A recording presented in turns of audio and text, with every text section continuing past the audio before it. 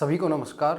जैसा कि मैंने आपको पहले भी बताया है, सभी को कैंसर नहीं होता, हर किसी को कैंसर नहीं होता। अगर हम भारतवर्ष की बात करें तो हर साल 1 लाख लोगों में 100 लोगों को कैंसर होता है। और आज हम एक ऐसे कैंसर की बात करेंगे जिसको पकड़ना बहुत ही आसान है, और वो है मुंह और गले का कैंसर। सबसे पहले मैं आपको ये बता देता हूँ कि आसान क्यों है। कभी भी ऐसा नहीं होता कि आप रात में सोए और सुबह ही कैंसर हो गया। शरीर में हर एक ऑर्गन में जिसका भी कैंसर होना होता है, धीरे धीरे करके बदलाव होते हैं। जैसे कि कोई चीज पहले नॉर्मल है, पहले उसमें कुछ बदलाव होते हैं, पहले चीजें और खराब होती, फिर और खराब होती, फिर और खराब होती है, लास्ट में जाके कैंसर में बदल जाती है। अगर हम बात मुंह और गले के कैंसर की कर रहे हैं तो इसका मेन कारण क्या होता है? तो इसका मेन कारण होता है मेनली जो कि तंबाकू वाले प्रोडक्ट है, खाने वाले हैं, चबाने वाले हैं, जैसे भी हैं। अल्कोहल भी मुंह के और गले के कैंसर में एक रोल प्ले करती है उसको बढ़ाने में। जैसे कि अगर कोई व्यक्ति केवल तंबाकू का सेवन करता है तो उसको एक प्रॉब्लम है, लेकिन अगर वही व्यक्ति उसके साथ साथ अल्कोहल का भी यूज करता है तो ये प्रॉब्लम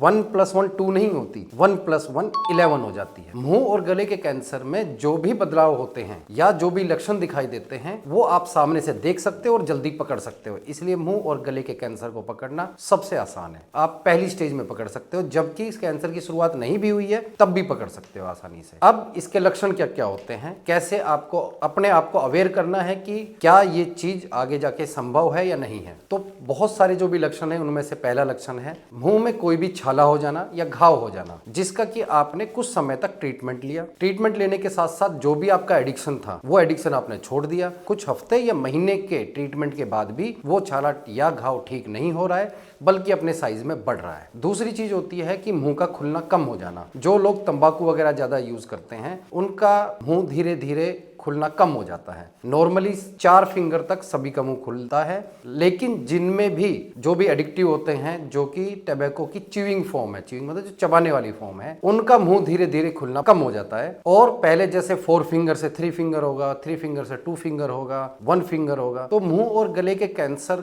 आपको बार बार आगाह करता है कि हाँ, अब चीजों में बदलाव आ रहा है और आपको अलर्ट रहने की जरूरत है। तीसरा, जैसे कि आवाज का बदलना या खाने में तकलीफ होना धीरे धीरे, ये गले के कैंसर के साथ है। आपको पता चल जाएगा अभी मेरी आवाज़ कुछ बदली है, ट्रीटमेंट भी ले लिया है, लेकिन ये आवाज़ धीरे धीरे दबती जा रही है, अभी ठीक नहीं हो रही है।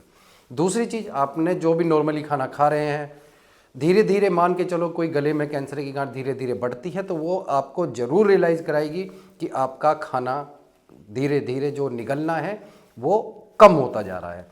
तो मुंह के और गले के कैंसर के अलर्ट जो पॉइंट्स होते हैं, या हम कहेंगे जो भी लक्षण हैं, वो आपको सामने ही दिख जाते हैं।